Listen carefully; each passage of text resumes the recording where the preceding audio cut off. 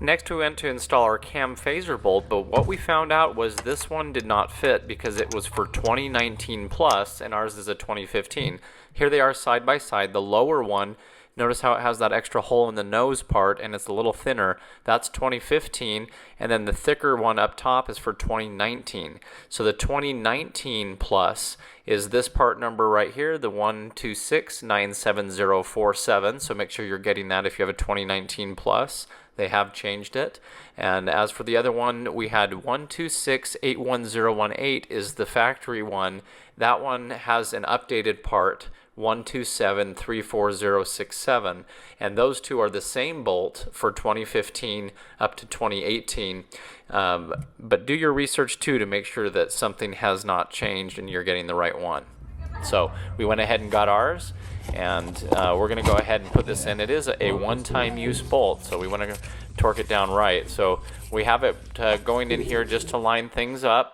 So we're going to go underneath the vehicle. We're going to remove the crankshaft holding tool that goes on the flywheel, and that way we can rotate the engine around and double check things, and then we'll put that back on.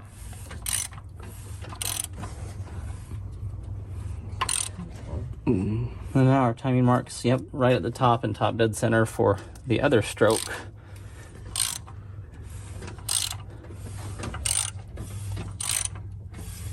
And now top dead center, about there, right there. So it's, see where we're at on top dead center. Yep, straight up. Okay, looks good. Okay, now we're reinstalling this to help hold the crank still, so we're going to put that bolt in, just get it threaded, then start to thread the other bolt, and watch these teeth, make sure they match.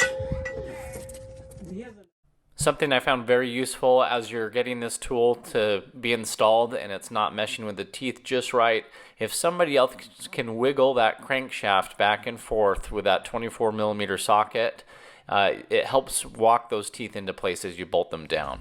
Okay, we're just putting a little bit of pressure on that tensioner and then popping this out. Go ahead and release it. Now we have tension on our chain. Now we're going to torque this down. Okay, so we're going to go 48 foot-pounds first, and then we're going to do an additional 90 degrees. Okay, so we made a little paint mark here. We need to turn this socket until it gets to here, which is 90 degrees. So one continuous sweep. So I'll be turning it, and my brother will tell me when I get to that mark. Right, a little more.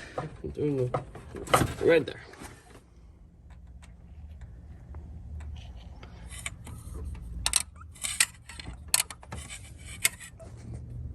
Top dead center still.